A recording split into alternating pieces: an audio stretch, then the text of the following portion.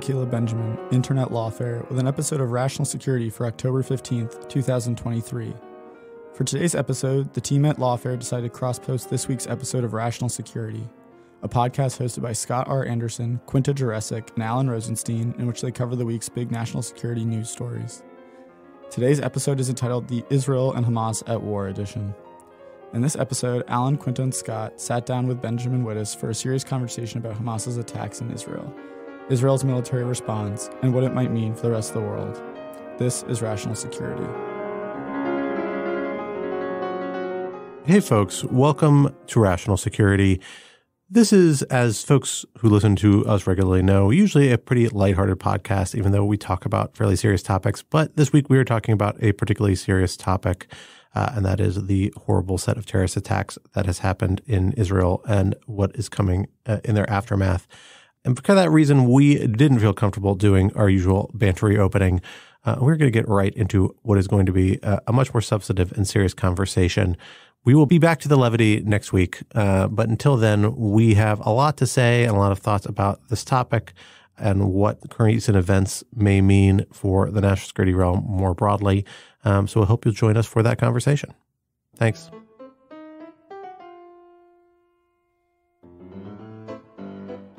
Hello, everyone, and welcome back to Rational Security. I am one of your co-hosts, Scott R. Anderson, here back in the studio with one of my other co-hosts, Quinta. Hello. And in the virtual studio with our third co-host, Alan Rosenstein. Hello. And we are joined by co-host emeritus, Lawfare Editor-in-Chief Benjamin Wittes. Ben, thank you for coming back on the podcast today. Always a pleasure.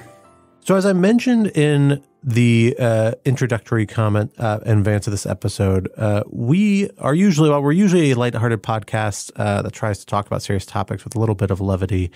This week, we are going to spend this entire episode talking about one very serious topic about which there isn't a lot of lightheartedness, to say the least, and that is the horrible set of terrorist attacks that took place this past week in Israel and the military and political fallout that is coming from that, including Israeli military operations underway in Gaza and potentially other parts of the region and country as we speak. It's a serious topic, but a very important one. We've done this once before here on Rational Security when Russia invaded Ukraine. We committed that episode to that topic entirely, precisely because I think we all anticipated that it was going to be a game changer. It was a sign that the national security terrain was changing. The law and policy terrain was changing in a way that we were going to talk about for the next several months, if not years, and that's proven correct. And I think this story is very much along the same lines. This is a pivot point, a breaking point, a major, major development that's going to change how a lot of things operate in the Middle East and in other parts of the world. It has ramifications for everyone in a lot of ways. So we're going to commit this whole episode to talking about this topic and a couple aspects of it. We're going to start by talking about the experiences of Israelis and Palestinians and what the attack and what comes after the attack is going to mean most directly for them at the most local level and at the level of kind of national and near regional politics. We're then going to step back and talk about what it means for the broader world, where we're going to talk about Russia and Iran and all the other actors that are involved in the United States to some degree. And then third, we're going to talk about what it means for the United States and the Biden administration in particular, because, of course, the U.S. relationship with Israel and the fact that we have American nationals among those being killed and among those being held hostage by Hamas makes it a story that really directly impacts U.S. national security and politics in a way that few other stories do. So that's the game plan today. It's going to be a serious episode, a serious conversation. We will get back to the levity and some of the chatter next week. But for now, we hope you'll stick with us as we talk about this serious topic, because it is something that we need to give some serious thought to, because it's going to be with us for a very long time. And again, it's going to have ramifications for a lot of us in a lot of our lives in a lot of different ways, which we can start thinking about now. For the first part of our topic, Quinta, let me hand it over to you to frame a little bit our conversation about the kind of most local and national effects in Israel, in Palestinian territories, and where we think things might be going there. So at this point, I'm looking at the English language live blog on Haaretz, which I recommend to anyone who's trying to follow this and, like me, doesn't speak any Hebrew or Arabic.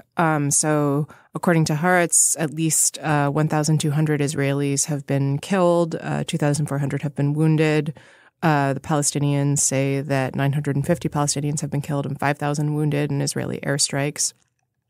So the numbers are high. They're getting worse as more information comes in about the events of the weekend. And I imagine they will only climb higher and higher, particularly on the Palestinian side, whenever the IDF begins whatever kind of operation it is planning against Hamas, presumably in Gaza. So there are a lot of different angles here, but maybe just to start, Ben, if you could kind of give us an overview of where things stand politically in Israel right now. What is happening? Do we have a sense of what the government is doing? Do we have a sense of what the military is planning? Yeah, so just two quick notes on the body counts before we do that. The first is that left out of the Palestinian numbers, but I think worth mentioning, is 1,300 apparently Palestinian Hamas militant bodies who have been discovered on the Israeli side of the border. So that's the number is actually significantly higher than you're getting from the Palestinian Health Ministry. The second thing is to emphasize that we do not know the distribution of civilian versus military casualties on either the Palestinian or Israeli sides. We know that the Israeli casualties are overwhelmingly civilian, but there have been a significant number of IDF military casualties as well. So we don't know what that ratio looks like. And of course, the Palestinian Health Ministry doesn't distinguish between military and civilian casualties. So when you hear a number like 950 or whatever they're putting out about Palestinian casualties, it's very hard to know whether that reflects terrible IDF targeting or excellent IDF targeting. And so just keep in mind that these numbers are there's the raw numbers themselves, assuming that they're accurate, and then there's the interpretive exercise of figuring out what they mean, which can be extremely difficult. The situation in Israel, roughly speaking, is the following. There appears to be now an emergency national unity government, at least involving the de facto principal opposition leader, which is Benny Gantz. He's not formally the head of the opposition, but he's probably Netanyahu's biggest rival for power. He has entered the government for an emergency purpose. This does not reflect a realignment of Israeli politics. It just reflects a sort of national unity to get through the crisis. The Israeli operation has long since begun. From an air perspective, everybody is expecting a major ground operation. That has not begun. And so I think you can say phase one is well underway. And what can we infer from phase one? Number one is that the most important thing, I think, is that a lot of the old rules have been thrown out. And the IDF has long had a very, very difficult problem in operating in Gaza, which is that the legitimate targets are deeply embedded inside civilian architecture, civilian buildings. They live with large families. And so traditionally, the IDF has taken a view of, what constitutes proportionality that is, I would say, in some ways more aggressive, in some ways less aggressive than the United States view in close or urban combat, but is roughly speaking similar in many respects. The attacks over the last few days have reflected a different style, which is that they are not warning specific buildings, hey, we're going to hit this in a minute, get out. They're warning general areas, and then they're attacking those areas. So they clearly have amped up a lot of aggressiveness dials. They're clearly have made some judgment that, things that were not proportional a week ago in light of what has happened and to prevent further such incidents, things are now okay that were not okay then. That means you are going to have a lot more civilian casualties than in prior Israeli operations. And then finally, just to round out the overview, there is increasing activity on the Lebanese border, both from the Israeli side and from Hezbollah, and whether that is exchanges of fire for purposes of symbolic affiliation with Hamas, or whether this is the opening of a major front on the Lebanese side remains to be seen. I will remind listeners that Hezbollah is the single most capable fighting force other than the IDF, and it actually has some capabilities that the IDF doesn't have in the entire region. And, a serious full fight with Hezbollah, which has not happened in a long time, is a major, major undertaking from the IDF's point of view, something they will do a lot to avoid, but, you may end up seeing a major two-front war here. Yeah, and it's worth noting there are some reports just as we're recording about a wave of activity in northern Israel, a lot of air alerts, the reports which are not substantiated yet, and so I don't think we should take them too seriously. There's been a ton of misinformation from all fronts facilitated by the general disaster that Twitter has become in this case. But it's worth noting right now that that's a possibility. People are noting there's also reports that the U.S. is evacuating the embassy in Beirut, which I imagine would be a likely outcome. There is this kind of intractable logic about what is going to come that's entirely predictable. Ben made this point, I think, really aptly in some writing he did on it for Lawfare.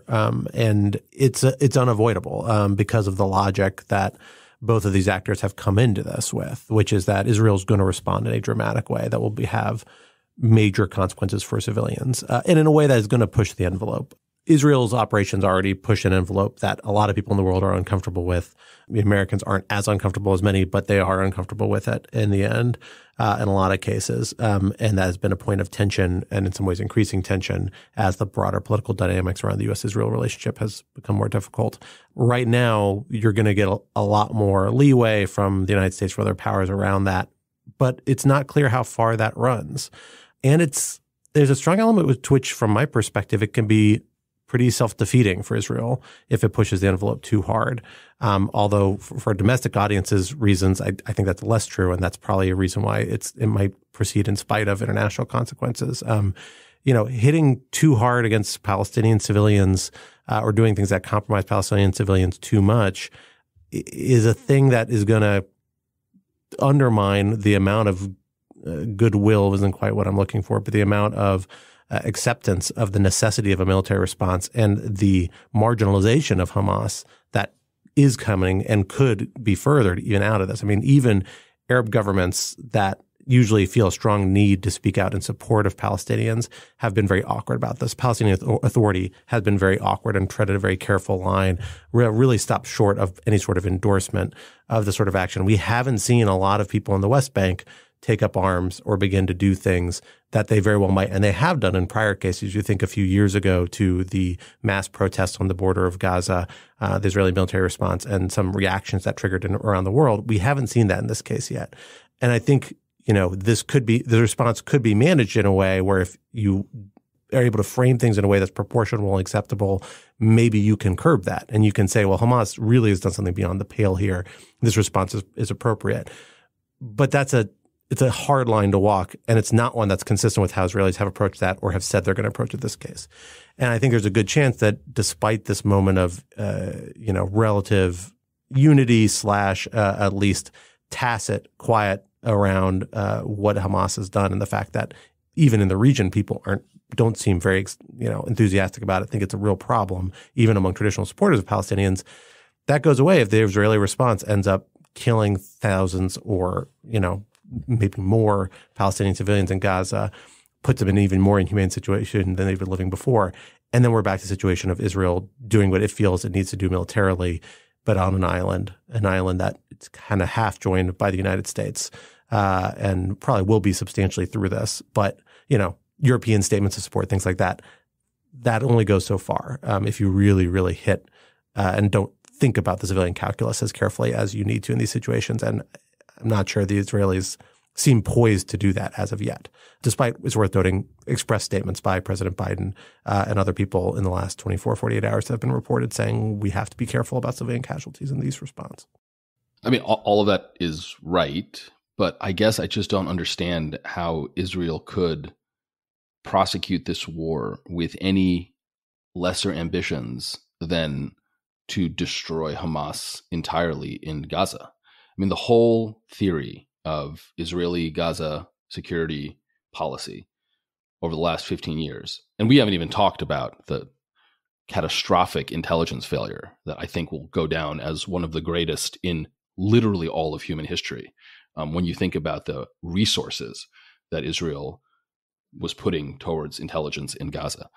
In the last 15 years of Israeli Gaza management was this theory of mowing the grass, which is not a charming euphemism, right? That every once in a while you would go, you would bomb some buildings, you'd kill some Hamas leaders, you would just keep them contained. And I think, if anything, this shows that cannot be a viable strategy, and that Hamas is, an ISIS-level death cult, frankly. And I just don't understand, when faced with that kind of entity, how any self-respecting sovereign could decide that anything short of complete elimination of Hamas, right? Not of Gaza, not of the Palestinians, but specifically of Hamas, is anything short of that would be appropriate. Can I just sort of frame a couple questions here? Because I think it's worth pulling apart a few different things. So one, I do want to make sure that we talk about the intelligence failure. I think that's really, really crucial. The New York Times had some just astonishing reporting about the multiple levels of failure that happened that allowed this to take place. And not only allowed it to, for Hamas to go through literally $1 billion fence with a bulldozer, but then meant that the IDF didn't show up. So much for building the wall. Yeah, right. That meant that the IDF didn't show up in these kibbutzes and along the border for hours in some cases. So that's one aspect. I think that a sub aspect of that has to do with the failure of the mowing the grass strategy, which I agree. I find that term kind of distasteful, but Dan Byman wrote a piece for Lawfare that points out, part of the intelligence failure has to do with the Israeli assessment of Hamas. I don't think, Scott, Ben, correct me if I'm wrong, before Saturday, I would not have described Hamas as a death cult, right? I would have described it as a far-right Islamist violent terrorist organization that was in a sort of weird position of governing Gaza, which created strange situations, but that my impression at least was that the Israeli government did not understand it as ISIS level. And so I think there's a change in how we need to think about what Hamas is doing there as well. And then the third aspect, which I wanted to also sort of pull out, Alan, from what you were saying, is that the circumstances in Gaza, which is one of the most densely populated places in the world, I've seen some conflicting reports about whether or not the Rafah border crossing into Egypt is open or closed to allow people to get out. But it's such that getting rid of Hamas, whatever that means, is actually extraordinarily difficult to do, if not impossible, without just an astonishing amount of civilian casualties, even keeping in mind proportionality concerns. And so I think that's another aspect. So those are kind of the three different ways to frame the different questions here. Ben, Scott, I'm curious what you think. Yeah, so, I mean, as to Hamas being a death cult, it's always had a bit of a death cult in it. It is not the inventor of the suicide bombing. That goes to LTTE and Hezbollah, but it is the popularizer and miniaturizer of the suicide bombing, the idea that you put a suicide vest on an individual and go blow up a bus.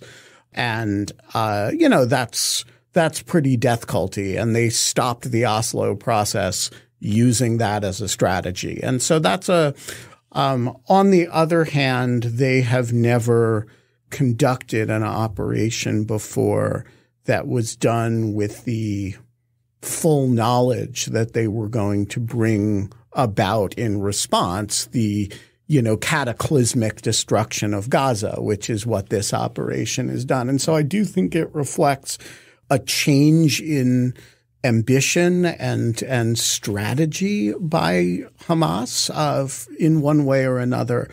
As to the question of intelligence failure, it's important to separate.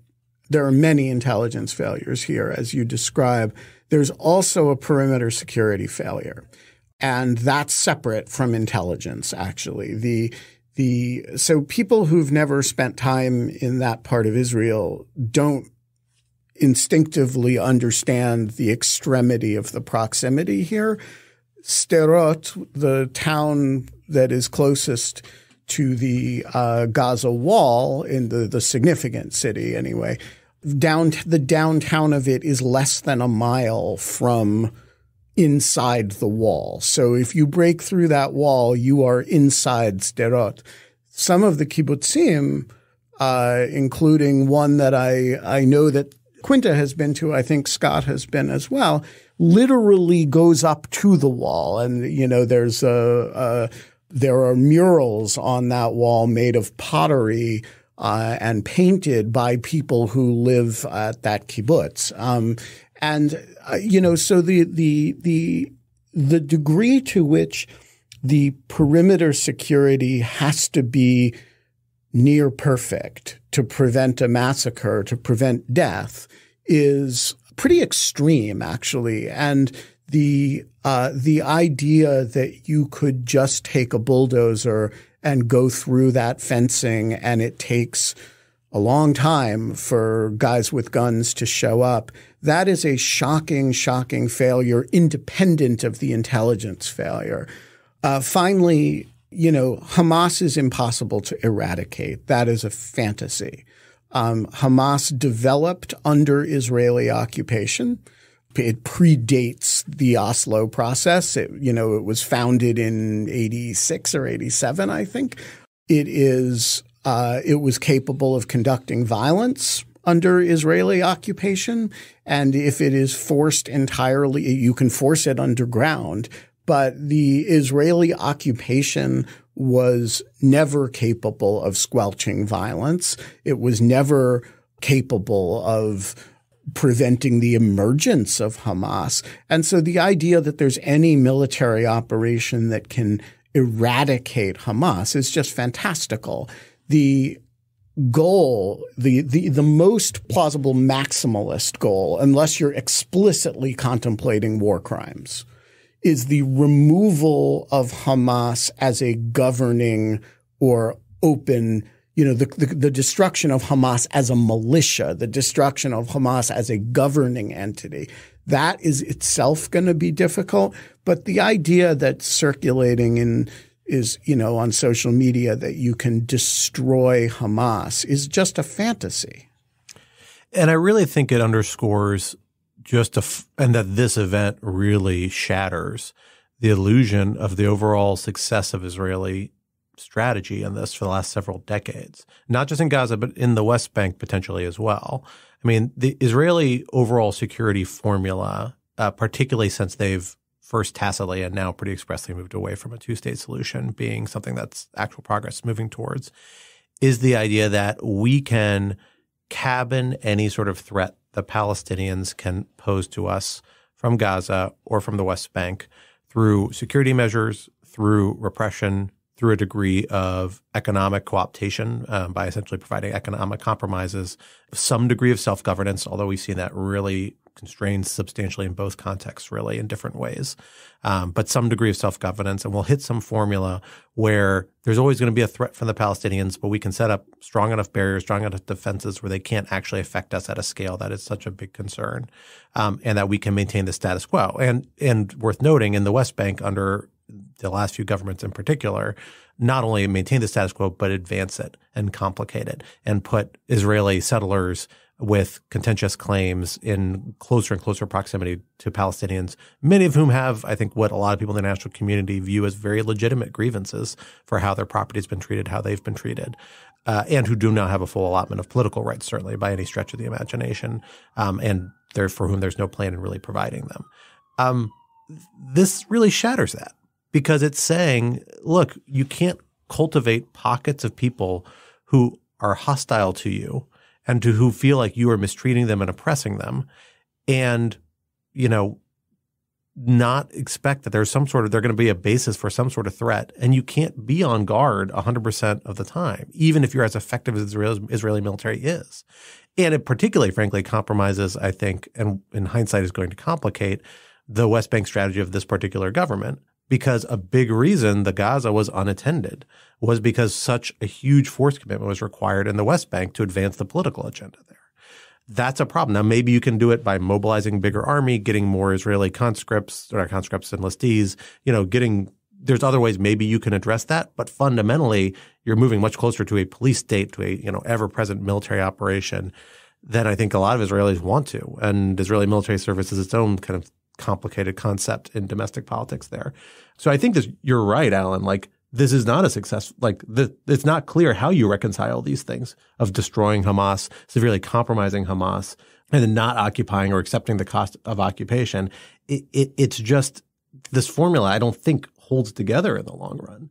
And this really shatters that illusion. Now, does that mean the Israelis are going to go to a system where maybe they say, okay, we have to find a solution Palestinians are happier with in the long run? That's not going to be a conversation anytime soon, but maybe a year from now. Don't hold your breath for that in the short term. Not in the short term, certainly. But in the long, critical arc, that'll come out of this? Maybe. The alternative is, well, then really maybe we need to stop operating under this guise that we're doing anything other than oppressing these people.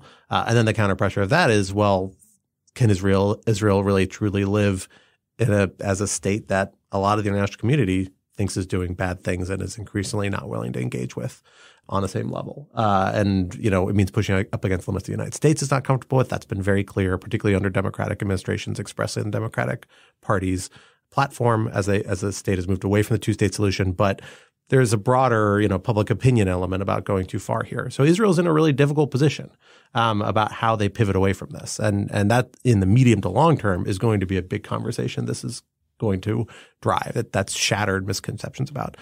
On the Hamas point, I do want to make one point here. We really have to seriously consider that Hamas miscalculated in doing this. And not miscalculated, that they did not anticipate actually being successful in this operation, that they established catastrophic success. Precisely because Hamas's, past operations have often been a psychological impact, and they have had limited some success, but not categoric success, right? And so if they're really trying to send a strong message to Israel, but they don't expect a high level of success, what do? You throw tons of troops at it. You have really grandiose, horrific, horrifying goals, and you kind of throw your all into it knowing that it may fail, but the idea that you had even some marginal success means that you're going to send a political message. But then you succeed, and you end up doing things that trigger such a strong reaction, it's going to come back on you so much harder. There's a fascinating interview that a Hamas political leader who's based in Doha gave with The Economist that was in their podcast this morning. I highly recommend listening to it, where this guy could not reconcile or explain why Hamas did what it did. Really could not even acknowledge it. Was not unwilling to acknowledge that they were involved in killing civilians deliberately at all. And then could not describe how doing anything like what actually happened advances Hamas's global strategy or its interests. And I think that's something Hamas is really reconciling with. Maybe this is, the political leaders being divided from the military leaders. That happened in these groups. The military leaders have the real power, and maybe they thought this was important and didn't bring political leaders in on it. was not clear what their strategic goal was either. I think Hamas, I'm ruining the idiom here, but the dog caught the car on this one, and that's a real serious possibility that I think needs to enter into our strategic calculus. Like, it's not clear, even though this was such a well-planned operation, Hamas 100% intended for it to be successful or thought it would in evaluating its strategic calculus. If it thought it was only going to be 10% successful, like a lot of prior operations, then this begins to make some more sense, as horrific as that still would be, some more sense in Hamas's broader strategic calculus. So we keep talking about this issue of proportionality, and I want to just address it directly. And Scott, you're our international law expert. So here's the thing I don't understand, right? When prosecuting a conflict, the two general principles are necessity and proportionality. That's how you deal with the question of what civilian casualties are and are not acceptable under international law. What I don't understand is how that changes when you are dealing with, again, a genocidal death cult that, as you have discovered, you cannot trust and you cannot assume will just sit quietly after you've mown the grass. What does proportionality mean in this context? Or does it not mean anything? Or is this just like this is international law is just not particularly equipped to handle this, right? I mean, you have a situation in which you have a group that comes and viciously slaughters, mutilates, and, sexually assaults your citizens, and then goes back into their territory and hides among civilians. What does proportionality allow at that point? It's just not clear to me even how to think about this question. So it's a hard question, but it's not an unprecedented question. Like, this is actually a fundamental issue that the people who authored the law of armed conflict and that the customary international law it kind of reflects and tries to codify has dealt with in the past, although perhaps not quite at this scale, right? And the basic formula, to oversimplify things dramatically, is the idea that you have to have a military necessary reason to do something, and then you have to make sure that the military advantage provided is proportional to the harm to civilians that it incurs. And then you need to distinguish between military and civilian targets. That's the principle of humanity. And there are other factors that enter in here. I'm simplifying things a little bit. Yeah, so Scott's point is exactly right, but Alan's question still stands, right? Because one way to look at it is to say you're looking at the immediate objective, right? The immediate military objective, which is to target this Hamas commander, right? And there are 15 civilians in his immediate vicinity. And you would say, is 15 civilian deaths in order to get one guy proportional? Probably not. Maybe you got to wait till some of them go to the bathroom, or you have to do a tap on the roof strike, right? But if you zoom out and you say, is it proportional when you've just suffered 1,200 civilian casualties and you're trying to prevent a repeat of that, you might analyze it differently. And so I think the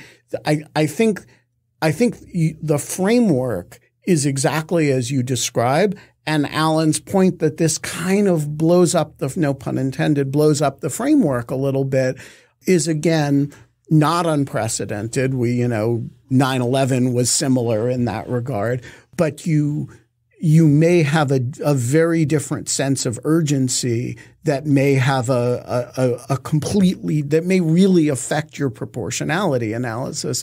And that, I think, is exactly what's happening right now, which is that strikes that the Israelis didn't used to regard as proportional are in this context regarded as proportional. And so I think I actually agree with both of you that it's a deep challenge and there is a framework for thinking about it, however imprecise. And to Ben's point about 9/11, which I think is an interesting example, right? After 9/11, we invaded Afghanistan to destroy a government that was harboring al-Qaeda. And this set a chain of events over the next 20 years that caused a remarkable amount of civilian misery. Was that unproportional? This is a real question, right? I mean, presumably some people think it was, some people think it wasn't. But I guess that's the level at which we're talking about, right? And of course, the civilian deaths in Israel are actually, if you adjust it for population, several orders of magnitude, or at least one order of magnitude greater than what happened on 9/11? That's the question I have. It's an open question. I really don't know. So I'm going to break it down for you the best I can, because I don't think you're actually framing this question quite right. And I think that's essential here. Military necessity isn't about retribution or revenge, right? It's about advancing a military objective. So if you're saying we have reason to think that somebody in a given building is about to launch potentially fatal rockets on our people, that's high level of military necessity. And you don't have any other alternative way of addressing that military necessity. Then maybe you have what a lot of people say, well, strong case saying, well, that necessity strongly outweighs the potential civilian cost, even if it's a building full of civilians and we have to take it out, right? I think that's a pretty horrible decision to have to make in a horrible scale, but there's an argument there. It becomes different if it's there's no direct immediate military threat, right? Are you targeting the leader of an organization? Well, do you have other opportunities to target the leader of that organization? Can you wait, as Ben noted? Also, what does the leader of that organization actually do? Is what they do so directly related to a threat to you that it warrants whatever the civilian cost is? These are the calculations that go into individual military actions. Generalizing at the level of an overall kind of conflict, I think presents a very different formula that this doesn't apply to, and I don't think it's useful. But why isn't it useful? That's the question. And again, right? Like, I'm not an international law person. Alan, you're actually talking about the actions that kill people, right? Like, these are the operational decisions, right? But the decision to invade Afghanistan is a different one from the individual military operations that went in, some of which very well many people would argue were disproportional, right? Or might have been. The key point here is that you're in a formula where requires a lot of judgment calls, a lot of subjective assessments. And people are going to say, okay, well, what is your conception of military necessity here? And there's no impartial judge that does these things. There are actually Israeli legal lawyers who are more involved. And they actually have resort to the Israeli judicial system in a way a lot of countries don't. So there is a legalization of this, more in Israel than a lot of people appreciate, and more than a lot of other countries, including the United States. But you're weighing all these different factors. But, the overall fact that you've just suffered a horrible attack psychologically weighs into how people weigh these things. I have no doubt. Is it part of the formula? Is it something that's supposed to weigh in? It's not, except if you think you're saying there's such a risk of repeat or a risk of a military interest, and how this relates to it. That's the key thing. It's not you've just suffered this attack. It's you've just suffered this attack. And there's another one. And you are acting to prevent another one. And that means that everything is more urgent. Military necessity is amped up in all situations. And your sense of what proportional collateral, lawful collateral damage is much greater because military necessity is much higher and your sense of the imminence of the risk is higher. And so I think it does pervasively affect everything. And I think you're seeing that not for vengeance reasons, although I'm sure that there's lots of that psychologically going on too, but because I think the proportionality analysis and the military necessity analysis has just completely changed. This is the thing that I'm trying to understand, which is presumably the individual targeting decisions are going to be downstream from how one addresses the overall strategic objective, right? And if one addresses the overall strategic objective as Hamas presents an existential or near existential or just totally intolerable threat, it must be destroyed. We will do our best to limit civilian casualties, right? But based on Hamas's actions, the resulting number will still be extremely high. Does international law have anything to say about whether or not the decision to go to war against Hamas rather than to mow the grass and do it every 5 years? Does international law have anything to say about that question, right? In the same way that, did international law have anything to say when the United States decided that Al-Qaeda is intolerable and any regime that harbors it is intolerable, and that allows us to remove that regime subject, once we have a, conditional on that, subject at that point to calculations of proportionality and necessity, but that the aims or fundamentally just? Because it seems to me that like if international law, and maybe it just doesn't, and that's just not its job, doesn't have a lot to say about that. Like that creates we're all going to be talking about these micro questions, of course, super important. Which building do you bomb? Which building do you not bomb? But without addressing like the actual question, right? Which is it appropriate for Israel to decide that it must now engage in a war against Hamas, whose outcome must be its essential destruction? Yeah, but I think you've just described the three basic analytical camps in who is psychologically in thinking about this. Camp one says what Hamas did is intolerable. You're going to go in, you're going to deal with it, and the chips are going to fall where they may with a lot of people. And, that's tragic, but fuck it. You got to do it. Camp two says, and some of them admit that they're saying this and some of them don't, which is Israel's struggle against Hamas is illegitimate, and Hamas is struggle against Israel is legitimate, and therefore Israel has no right of self-defense, and therefore we should basically take a strict liability position against any civilian death and that results. And then Camp 3, which Scott and I are at sort of both in, but in kind of pushing different ends of, I think, are, yes, it's legitimate, it's going to happen, and it's going to be ugly, but there are still rules, and the rules don't go away entirely. And then you're arguing about how the rules don't go away entirely and and how much air can be put in the balloon and how much can't.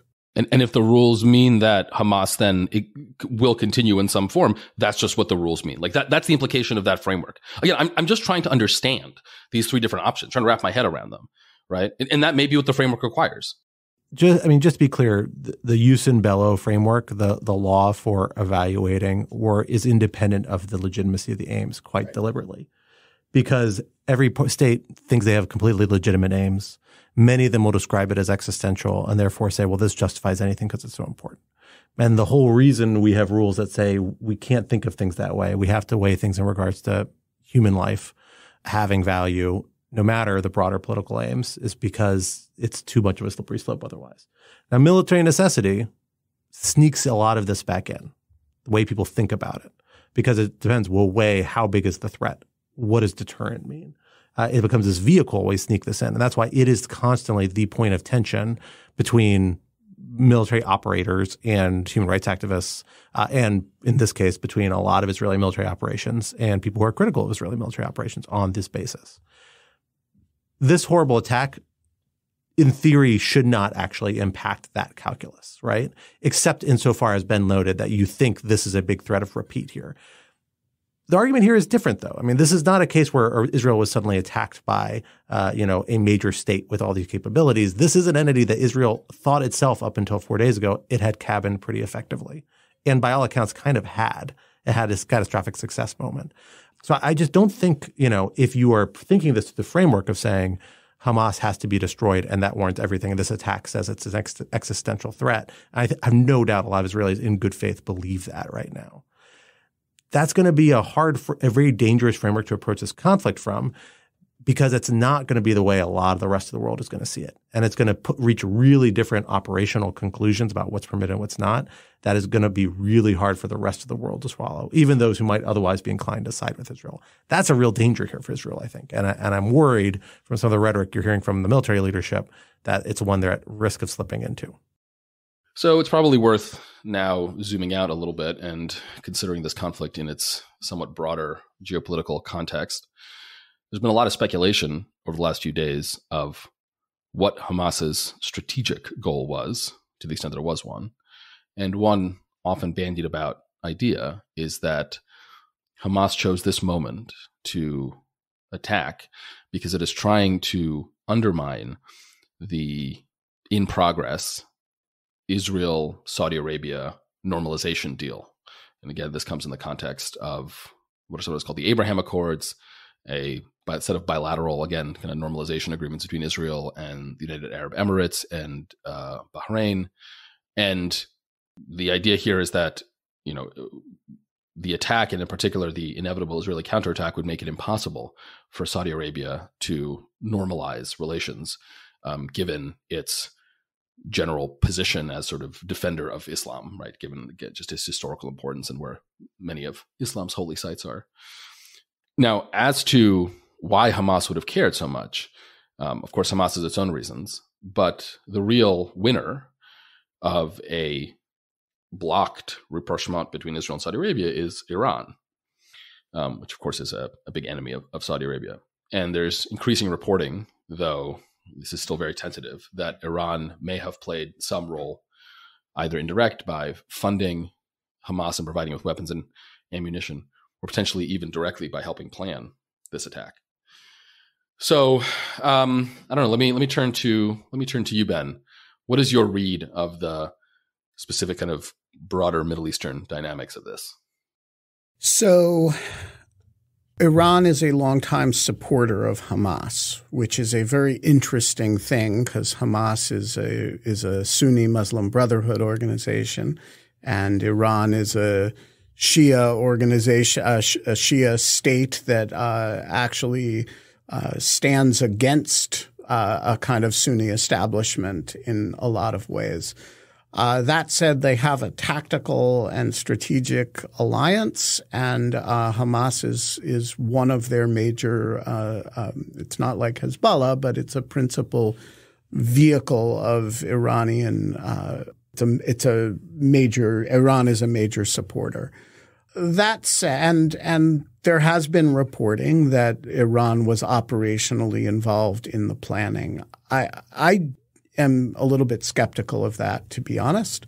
Actually, I think the Israeli government appears to be a little bit skeptical of that too, because they have not made noises about escalating against Iran. And if they thought they had been hit by Iran, they would be fighting Hezbollah right now as well as fighting Hamas. The Israeli response to this, sort of normally Israelis really do not want a two-front war, right? You have a problem in Gaza, you deal with Gaza, and you send messages to Hezbollah, don't mess with us right now.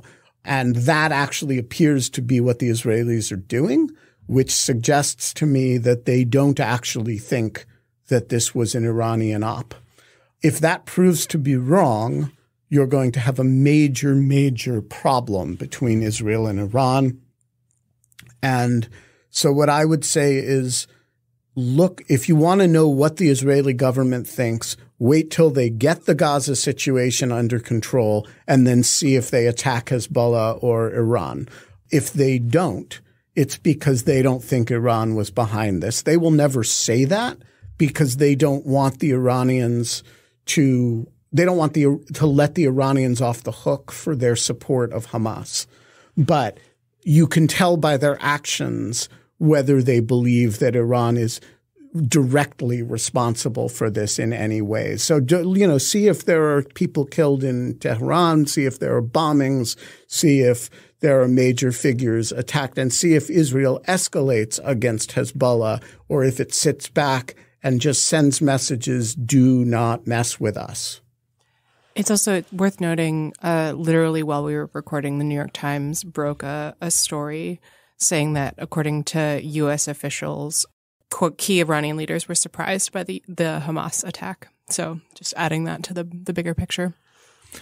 And I personally, just to layer on what Ben was saying, I think it actually kind of makes sense from Iran's perspective. Like the idea that Iran would trigger something of this scale knowingly is actually, I think, kind of hard to square with its interests, for the simple reason that if it would be hard for it to obstruct or at least run a serious substantial risk, it will take responsibility for this, even if it wasn't actually involved, or Israel, the United States will choose to do that, or other people.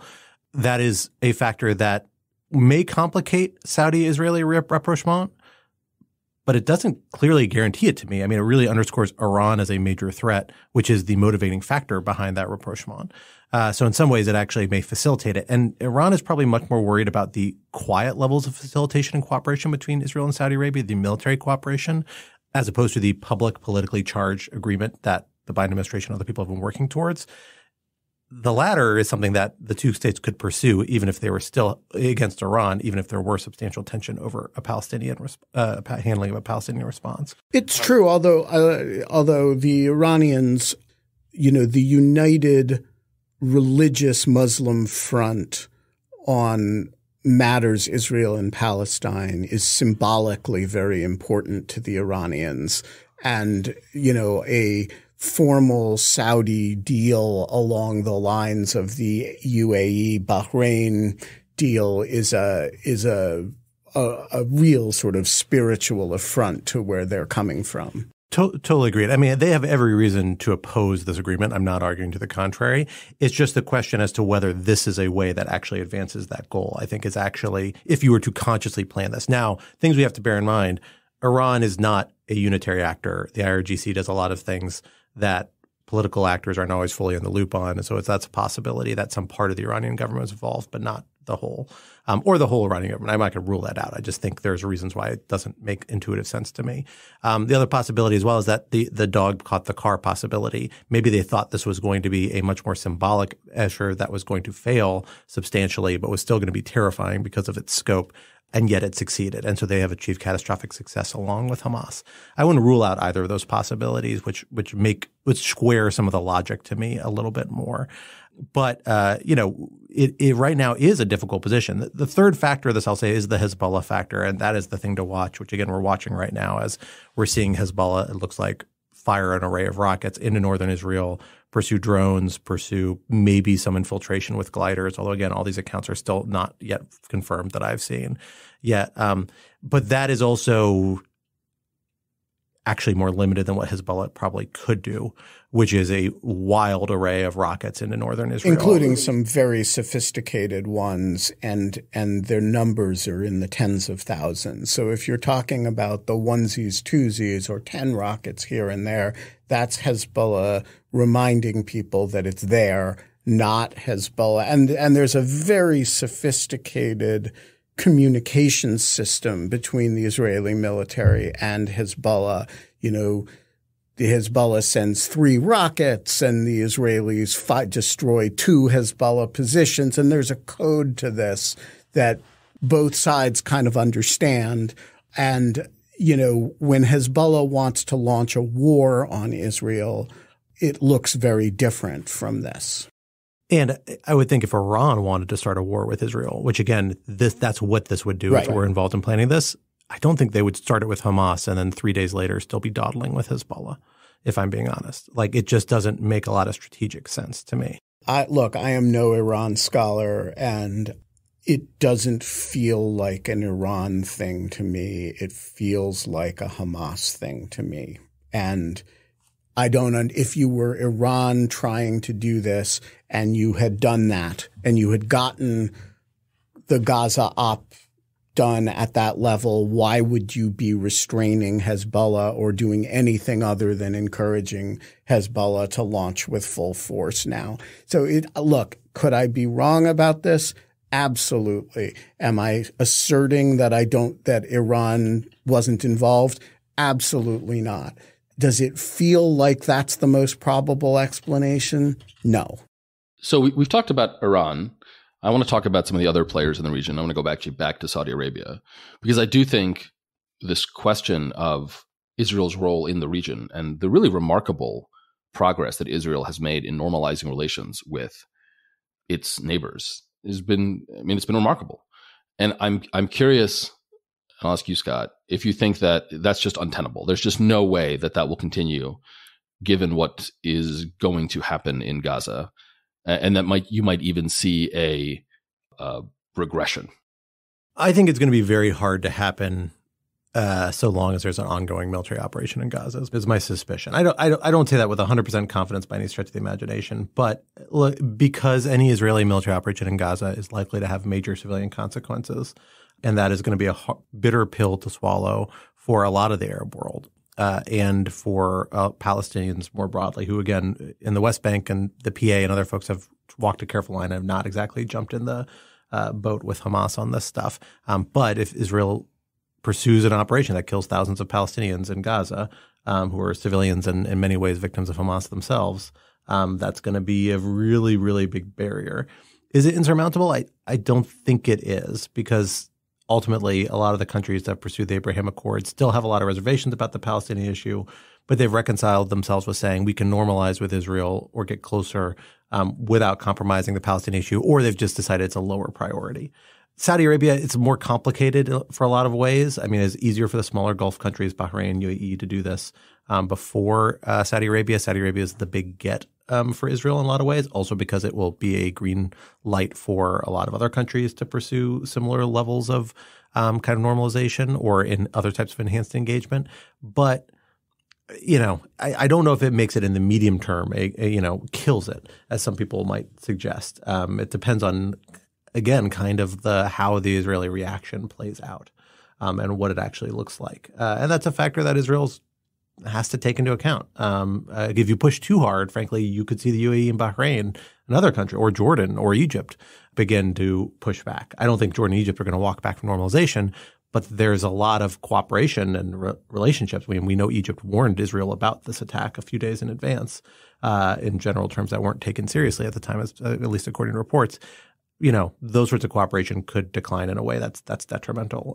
So that's the countervailing factor the Israelis have to take into account, among many. So there's lots more about the international aspects of this that we could talk about, but since there is already an existing large-scale war going on in Europe, we might as well touch at least briefly on that, and in particular talk about Russia's role. At least from sort of the chatter on social media, people seem to want to bring Russia into this conflict in one way or another. It's not entirely clear to me what Russia's role is, if anything, in this, or like what the implications are, why we should be talking about Russia, except perhaps to note that Putin's response to these attacks has been notably less Israel-friendly than Putin has traditionally been in trying to sort of say nice things about Israel. And this, of course, has implications for Israel's somewhat lackluster defense of Ukraine. I mean, it's quite notable to compare what Netanyahu has and has not said about Ukraine to what Zelensky, the kind of full-throated support Zelensky has offered, at least in a speech to Israel, though, of course, Ukraine has no capabilities of actually doing anything. They have their own issues to deal with. So I'm curious, Ben, I mean, do you think there's like a Russia angle to this, except that there's a kind of Russia angle to the news every day because the war in Ukraine is so important and catastrophic? Yes and no. So broadly speaking, is Vladimir Putin behind this? Absolutely not. The attempts on social media to make this about Russia because of Russian connection with Iran or because it's just silly. Hamas is Hamas and Russia is Russia, and there's no meaningful operational connection between the two. The Russia angle is interesting for two reasons. And by the way, if there were any basis to blame Vladimir Putin, I would blame Vladimir Putin. He still refuses to fight you, Ben. I don't want that to get lost. Yeah. And he's a genocidal maniac. And I'm not looking to absolve him of anything, but I don't think there's a meaningful. I wanted to have at least one moment of levity on this episode of Ratsec. Yeah. There are two significant Russia angles here. The first is that Volodymyr Zelensky, the Ukrainian president, took the opportunity of Putin's lackluster statement to give a full-throated statement with a subtext. I'm the Jewish president of Ukraine and I stand with Israel. That was the subtext of it. And the significance of that is not what Ukraine has to offer Israel. It's what Israel has to offer Ukraine. Israel has been notably stingy in its support for Ukraine, not in a financial sense, but in a sharing capabilities, observing sanctions. It's really been quite neutral in a way that is quite infuriating, actually. And I think the Ukrainian love bombing of Israel is partly a way of appealing to Israeli popular opinion to embarrass certain politicians, both Netanyahu and his predecessors, Yair Lapid and Naftali Bennett. And so I think that's one significant angle. The second significant angle is the reason for the Israeli reticence about support for Ukraine, which has to do with Russian presence in Syria and the degree to which the Israelis need to deconflict with Russia about very important operations to them in Syria against Hezbollah and against others sometimes. If Israel ends up having to conduct a very substantial operation in Lebanon or in the north or against Hezbollah, you're going to see a change in the Israeli-Russian relationship because those protocols that they've worked out may not work so well anymore. And that could put Israel in a much more pro-Ukrainian position because, preserving that tactical set of understandings and operational set of understandings with the Russians would no longer be a salient thing.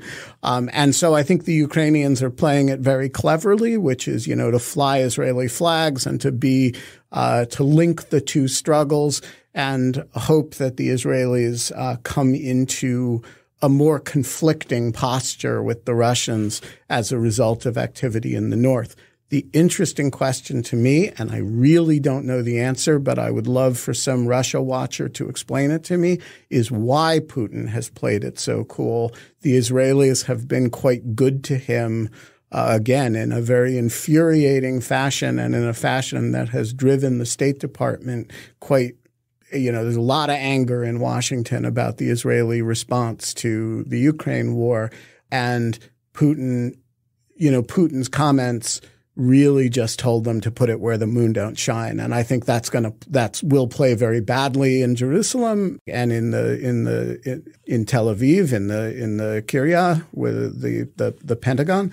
It's a very interesting question why he is playing it the way he is, and I have no theory about what the answer is, except that he seems to love murder and violence. It has the whole thing has a Beslan character to it. I 100% agree, and I'll only add to that, it may not play well in Moscow either, because I cannot imagine of these 1,000 plus killed Israelis, a number of them were not Russian dual nationals, given the close ties between the country. Particularly in Sderot. Yeah, exactly. So, when you hear reports of potentially dozens of Russian citizens with dual nationals with family members back home who were murdered so brutally, his positions are going to look particularly callous. Maybe that doesn't matter anymore. Maybe his control of power is that firm. But, I wouldn't be surprised if you see him begin to adjust tack a little bit as those stories come out a little bit more. This may have been a miscalculation on his part in his early comments, of which he's really only made one set of public remarks that I've seen. So, well, this conflict, for our last segment, we want to talk about the fact that this conflict, as we mentioned at the top, of course, bears more than anyone else on Israelis and Palestinians caught in the middle of it and others in the nearby region. It has ramifications around the world, but also has ramifications for here at home on a number of different fronts because of the U.S. relationship with Israel, because of U.S. security commitments throughout the Middle East, and because of the way this conflict is intersecting with so many areas of activity by the United States and by Americans. I want to get into the real politics of it, but I actually kind of want to start with another issue, which is really manifested itself in this conflict. And Quinta, I want to come to you on that. And that is the degree of misinformation and confusion that's come out around this. That's not unusual for international conflict. I mean, our international crisis, everybody in this conversation has lived through a number of them in the internet age, and there's often misinformation. But it seemed particularly bad and particularly sticky at this point, where we have really solid piece of misinformation lingering for days and days now in the ecosystem and still being brought up in conversations despite some pretty solid efforts at discrediting them. And a lot of that comes back to, honestly, Twitter probably and other social media platforms, X as we call it today. Q, what has been your experience in watching this as somebody who thinks about these issues so much? And what does this tell us about the state of our information ecosystem at this global scale we're seeing from this conflict? Yeah, I mean, I think this is why all the conversations about Twitter mattered, right? There's certainly a little bit of, people are interested in the things they're interested in and they like talking about it. But this is why we were concerned when Musk sort of started dismantling the platform's architecture. So as you say, there's been a lot of falsehoods flying around. It's been difficult to verify information. It's quite hard to figure out what's going on. It's also worth noting that there are a lot of really violent videos on Twitter that are not being taken down. And I actually stopped using the platform to get information and just switched over to live blogs because while I was scrolling, saw videos of dead bodies. And that is not something that you should have to see while you're looking through a platform. There's a really striking article in the New York Times about how Hamas is sort of using this as part of its strategy as part of, propaganda efforts to spread fear, both in spreading falsehoods, but, in distributing images and videos of atrocities. And there's a really striking quote at the end with an anonymous Hamas official who sort of, as the Times put it, draws a comparison between the strategies that ISIS used around 2015 on the platforms, and that he felt that, that it's the quote from the Times is, well, he stopped short of saying Hamas was following a playbook laid out by ISIS. He called its social media strategy successful.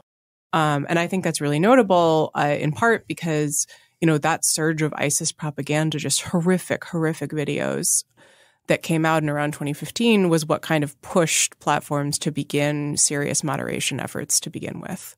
And so in that sense, I think we've sort of unfortunately come full circle. And it's worth noting, a lot of the more horrific stories that we hear coming out, of which it's worth noting, there's no doubt horrific things happen or were committed by Hamas. But some of the ones that have gotten the most media pickup have been debunked in substantial ways, or at least problematized, heavily questioned. There's a horrible photo of children in chicken coops and cages that circulate on social media that I believe if people affiliated with Snopes and a few other investigators have said, no, this video actually predates the conflict, was posted on the internet several days before the internet. And that's happened in a lot of these cases. That's not unusual. Again, I think back to the Turkish coup attempt in 2015, 2016, or the Kurdish war in 2017, things that I really, in part because there wasn't as much Western English language media following it, I really turned to Twitter for. And you got a lot of these false stories, but there was such an active ecosystem, both official and a lot of it unofficial, just because there are so many people on Twitter proactively checking each other. And I just don't see that this time. I don't know whether it's because it's so balkanized across different platforms. Maybe I need to look at Blue Sky or Post or other things more. But it's been a real persistent problem, more than I expected in this. Yeah, and I think one of the other problems is that the material doesn't get taken down. And, there's all information services that are open to the masses, right, and that are not staffed by professionals who feed information to it are going to have a certain amount of misinformation on them. The back end protection, what happens when you find out that the X video is nonsense, becomes essential to this. And Musk, has been true to his word that he believes that information that is not illegal to say should be, except my Twitter feed, of course, which there's nothing illegal about impersonating the Russian embassy, and yet he threw me off. But by and large, he does seem to believe that people lying about material or mistakenly sharing material that is, grotesque, highly violent, and false is fine. And so the result is, in I think a good development, a huge number of people left Twitter this weekend. My Threads account seemed to be suddenly active with new Twitter evacuees. And so the platform itself does seem to be dying. That said, it played a particularly malevolent role in this episode.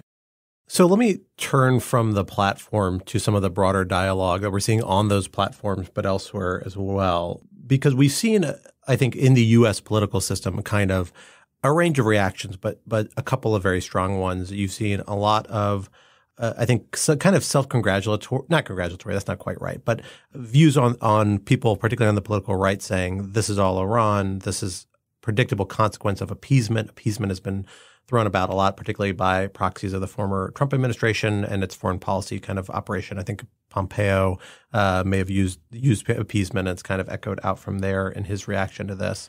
And then on the left, you've seen a lot of range reactions, but there's at least a part of the left, and it's particularly portions that have been highly sympathetic to the Palestinian cause, that we've seen a little bit of a dismissive reaction. Not dismissive, again, I don't think it's quite fair, but a reaction framing this as saying this is a result of decolonization. It reflects the sort of inevitability of the reaction to Israeli policy. Alan, I know you've been wrestling with this and have had some thoughts about this. What do you think about this political discourse that's come around this conflict, particularly in the United States? What does it tell us a little bit about the reactions to the developments? Yeah, well, so I mean, I'll talk about the left part of it because that's what I've been thinking most about, and I know Ben has very interesting thoughts about the right. Obviously, there's no such thing as the left. It's not a monolith, and even on the sort of more extreme or radical or progressive, however you want to call it, lots of people think different things. Some people have come out very strongly condemning the Hamas attack. Some people have done the "it's bad, but," and then there's seven tweets trying to contextualize it. Which, you can argue whether that's in good or bad taste after atrocity of this magnitude. But there's actually another part that's substantially worse than even that. I mean, Scott, you said, some people are dismissing it, and you said, well, that's not quite fair. And it's true that some people aren't dismissing it. Some people are dismissing it. Some people are actively encouraging it, and they're actively delighted about it. I think it's important, not primarily because of, who says what on Twitter, right? Twitter is sort of the worst of all of us. But I do think we may look back at this several years from now as a moment of profound political realignment on the left. And the reason is, I think, as follows. So if you'll pardon me a brief minute on sort of what my theory of the left in the United States is, which is that, simplifying wildly, you have the center left, kind of boring, normie, Obama Democrat. I will identify myself falling there. And then you have the more extreme, radical, progressive left, however you want to call it. And for the last 5 years or so, the center left has largely deferred on kind of moral grounds to the progressive wing of the left. That didn't mean that, they didn't agree with everything. And obviously you could sort of criticize, what some people thought of excesses, right? You could say, well, we agree that police violence is terrible, but, we don't think that abolition is the way, or we think that there's a lot of economic inequality, but we don't think socialism is the way. But the general idea was that these views needed to be at least considered and treated somewhat respectfully, because whatever disagreements there were about means, one could argue that these people's hearts were in the right place, right? And I think what you have seen in the last couple of days is not just from some of the grassroots, but from some high-level organizations, the New York Democratic Socialists of America, the Black Lives Matter of Chicago, posting truly horrifying things. Not, this is bad what Hamas did, but, for example, posting an image of a paratrooper militant, flying down with a Palestinian flag, right? Glorifying in this violence. And I do think that, this just shows that in some parts of the left, there is profound moral bankruptcy. There's just no way of getting around that. If your political values are such that you cannot bring yourself to condemn what Hamas did, then maybe you're not on the same team, right, as the rest of us, as it were. And I think that this will have very serious long-term consequences on the left, because I think what sort of the more progressive or radical elements did not realize was that the center left can get righteously angry just as much as they can. And it's that moral authority that they have had that has been the source of almost all of their power in more moderate left circles. And I think that's gone right now. And I cannot emphasize enough how much of a break I think this will cause between many in the center and many sort of on the more extreme. Right. I have been angrier for the last 4 days than I have in an exceptionally long time. And this is something that and I think many people who think like me will never forgive. And again, to be clear, I don't want to paint with a broad brush. It doesn't mean every single person who's part of Black Lives Matter or Democratic Socialist of America or proponent of decolonization believes this. Obviously, they don't. But the fact that enough do shows that what many on the right and the center right have realized about the extremes of their party applies equally on the left and the extremes of the left party, that there is profound moral rot on the extremes. And it's not obvious to me that it's better on the left than it is on the right anymore. And that's a real change. So I will say, to begin with, because Alan, I'm going to go on to agree with you, I'll start by disagreeing just to, return everyone to the place where they're comfortable and say that I think I disagree with almost everything that you said about the broader scope of the relationship between the left and the center left. So putting that to the side, look, no, I mean, the conversations on social media have been unbelievably repulsive and horrible. Like, no one hates the left more than the left. But I was shocked by a lot of the stuff that I saw, and particularly in the way that people kept doubling down. I think that, frankly, a lot of people liked to posture and thought that this was, going to be Hamas runs in, shoots some innocent people, runs back.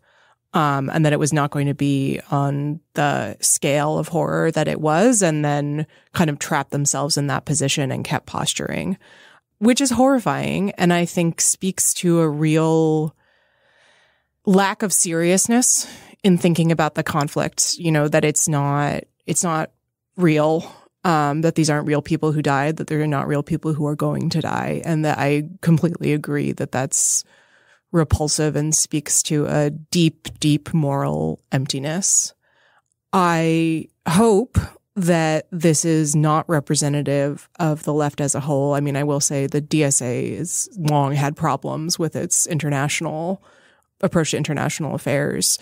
I will say the person who I know who is on the left and is the most angry about how the left has handled this is a Marxist and would describe himself as such. So it's not shared by everyone, and there are a lot of people who are horrified by this response. I do think that the scale of the glee and the willingness of a lot of people to handwave horrific civilian casualties, including, by the way, like professors who are saying that about people who could be the families of their students, which I find really awful, is deeply. I look forward to all the DEI bureaucracy pointing out, right, in a way that I'm sure won't happen, that maybe words can be violence in this case. Well, right. I mean, but this is the thing, right? If you argue that everything is violence, then you end up arguing that violence isn't violence. And I say that as someone who is deeply, deeply, deeply concerned about what's going to happen in Gaza and the civilian casualties there. But I do think that any politically relevant left is going to have to take seriously civilian casualties on both sides. And I agree that we did not see that, and that the absence of that care came through in the most horrific of ways. I would just very briefly feel that I was remiss if I didn't mention that, and I agree 100% with everything that you both have said, to the extent that you disagree on the spiritual relationship between the left and the center left. I'll leave that for another day. I agree with the substance of entirely with what both of you were saying. I would think it was remiss of me if I didn't mention that while we're talking here about relatively fringe elements of the left, which is to say, a relatively small, student groups, a relatively small protest in New York, which was, by the way, vile, and, groups like DSA, by the way, founded by a great man, Michael Harrington, stood for anti-Stalinist, anti-communist, not communist democratic socialism, could represent could champion a thing like this, is just amazing. That said, none of them are the chairman of the DNC. And the chairman of the Republican Party went on national television on Sunday and described this as a great opportunity for Republicans. And Tim Scott, the presidential candidate and senator, the shortest there's an Israeli joke that the shortest measurable unit of time is the time between when the light turns green in front of you and when the Israeli in back of you honks. Actually, the shortest measurable unit of time in reality is the time between when 1,000 Jews get murdered and when Tim Scott goes on television or tweets to blame Joe Biden for it, as though he was secretly authorizing a Hamas attack. So I just want to say that there is a huge problem on the left, by the way, pervasively in the academy, in all kinds of so I'm not diminishing that. I am saying the response of the mainstream of the Republican Party was appalling. Well, let's turn to that for our last bit of conversation here, because there's a big political nexus here where you have the Republican Party very clearly trying to pressure the Biden administration and criticize it, tie this event to general rapprochement with Iran, which is worth noting the Biden administration has pursued with far less interest or really even much effort, as far as I can tell, than certainly the Obama administration has, but nonetheless painting their policy with that brush, particularly in light of the prisoner exchange about a week or two ago that entailed a payout to Iran. Payout is not quite right, a liberation of frozen funds that's to be used for humanitarian purposes. And that hasn't been spent down, according to White House officials that I've seen quoted. But regardless, there's a clear political effort there. And then on the Biden administration's side, you've seen a really strong statement of support come out, most notably including not just the Biden administration, but Germany, France, United Kingdom, representing an important bloc of the European Union, or Europe more generally, I should say. And that is significant because those are countries that have often been much more critical of Israeli military activities, but here have come out in support of a Israeli military response or Israeli right to self-defense. At the same time, we have also heard reports of the Biden administration talking to the Israeli leadership, particularly Biden to Netanyahu, saying you have to think about civilian casualties. This has been not part of the official communique, but that's not unusual. The Biden administration in particular very much tries to put a very rosy front on U.S.-Israeli relations. And then we hear about communications that happen unofficially through reporting. And I do believe they are happening from people I know who work in the administration. I think they take these issues very seriously and these points of tension with the Israelis, and they are still being pursued through diplomatic channels, just not on the front pages, because they think that's more effective. I guess, Ben, I'll start with you on this, but Quinta, and I definitely want to hear from you as well. How does the Biden administration navigate this? Like, what are its pressure points? How far does it go? And then, at what point is it going to find that the position carved out in that, letter with European states might encounter some tension? Is there a point where it separates from Israel or where it begins to put some constraints Israel doesn't like? Or is that just too far down the road to really think about at this point? Well, I think that the Israelis have a lot of running room for the short term. Everybody expects them to be targeting Hamas. They appear to be targeting Hamas. There are a lot of civilians who are getting killed in the course of targeting Hamas. But I think as long as they're targeting Hamas, we are not going to see a major rupture, even with the European countries, honestly. I think there's just an almost universal understanding that a state has to make it impossible for something like this to happen, and that there are going to be costs associated with this.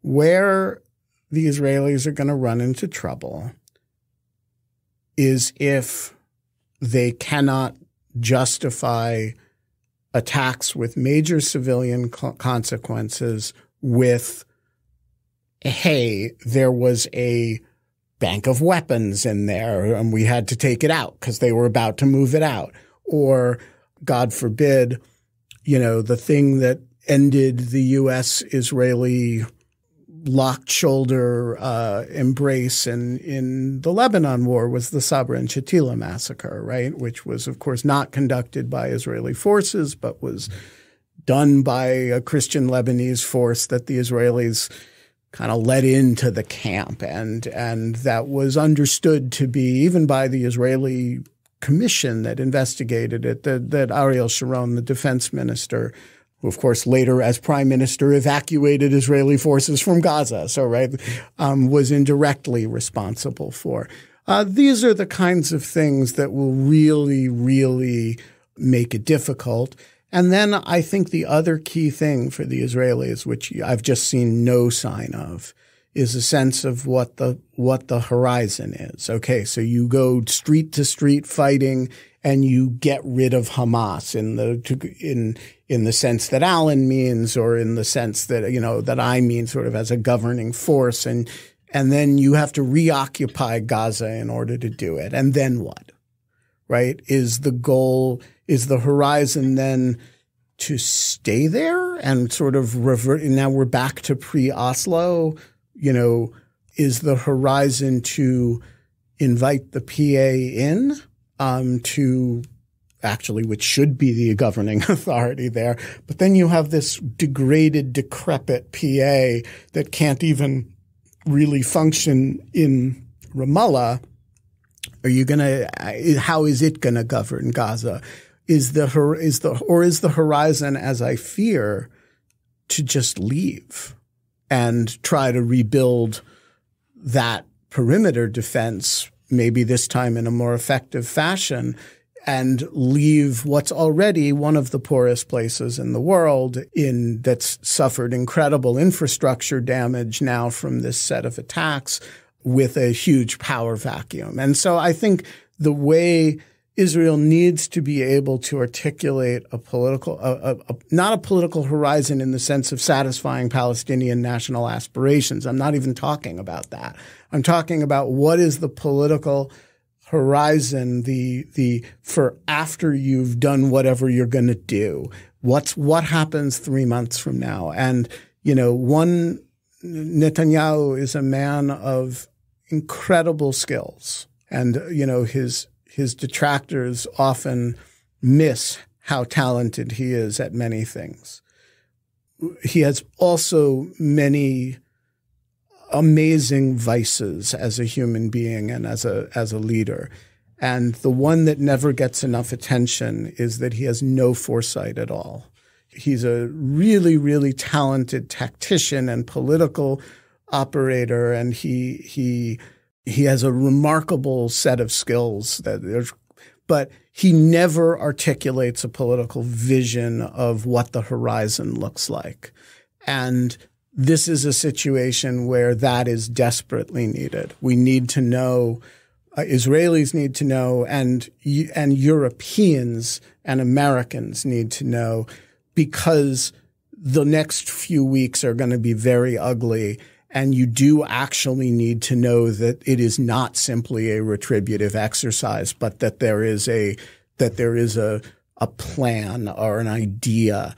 And here I say this in sympathy with Netanyahu, not in criticism. I have no idea what the horizon should look like. It's one of those, I think the technical term is fucking impossible problems. There is one person from the Israeli side who has thought about this more deeply than everybody else combined, about the horizon for alleviating suffering in Gaza, and it is the ambassador to Washington, Mr. Herzog, Ambassador Herzog, who's the brother of the president. And I hope that Netanyahu or Benny Gantz picks up the phone and has a serious conversation with Ambassador Herzog. I think the kind of additional complication here for the Biden administration, at least thinking purely just in domestic political terms, is that the Democratic Party has been moving away from sort of default support for Israel. There's been a lot of interesting stuff written about how, however you want to define quote unquote support for Israel, putting that kind of slogan on the table has become something that's increasingly partisan in the United States in recent years, as the Israeli government has moved right and recently lurched extremely sharply to the right.